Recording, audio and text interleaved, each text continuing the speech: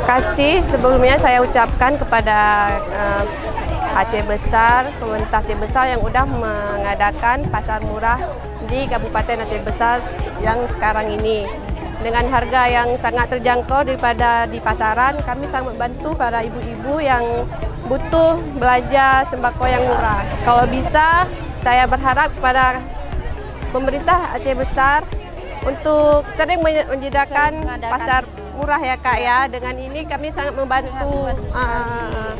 Setelah itu apa Kak? Ya, terima kasih. Terima kasih.